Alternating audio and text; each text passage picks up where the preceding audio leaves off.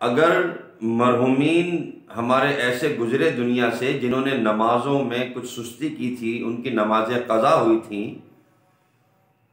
तो अपने मरहुमीन की भलाई के लिए हमें अपने उन मरहुमीन के लिए जिन्होंने नमाज़ें क़ज़ा की, रोज़े क़ज़ा किए, उनकी क़ज़ा नमाज़ों का, क़ज़ा रोज़ों का फ़िदिया अदा करना चाहिए।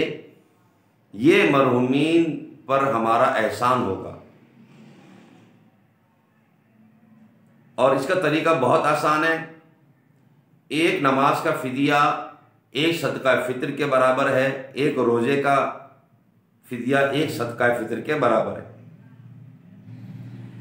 एक सदका फ़ितर यानी तकरीबन 2.25 किलो आटा, यानी 2 किलो 50 ग्राम आटा या गेहूँ या इसकी रकम, तो जितनी रकम भी बनती है वो एक सदका फ़ितर के बराबर है। नमाजें 5 फ़र्ज़ हैं दिन में और एक वितर वाजिब है, तो एक दिन में 6 फ़िदिये हुए। अब जितने क़ज़ा नमाजें थीं उस हिसाब से टोटल कर लिया जाए और फ़िदिया किसी गरीब को, किसी शरई फ़कीर को दे दिया जाए। अगर आप ये समझते हैं कि मेरे मरहुमीन ने रोज़े या नमाजें बहुत ज़्यादा क़ज़ा की थीं और ये रकम तो बहुत ज़्यादा हो रही है, इसके लिए आप चाहें तो हीला भी इस्तेमाल कर सकते हैं। अव्वल तो अल्लाह ने आपको दिया है तो सारी की सारी रकम दे दें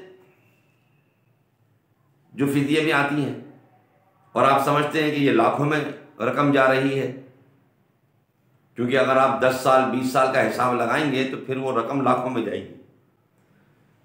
तो फिर आप अव्वल तो अल्लाह ने दिया है तो आप सारी की सारी रकम फ़िदिया की दे दें किसी शरई फ़कीर को, और आप समझते इतनी बड़ी रकम नहीं है तो हीला कर लीजिए, यानी कुछ रकम आप किसी शरई फ़कीर को दें, वो कबूल कर ले, फिर वो अपनी मर्ज़ी से आपको वो रकम वापस कर दे तोहफे के तौर पर, फिर आप दोबारा उसे फ़िदिया, इस तरह ये घूम फिर करके ये फ़िदिया इस तरह आपके मरहुमीन का अदा हो जाएगा। अपने मरहुमीन का ये आपका एहसान होगा आपके मरहुमीन पर।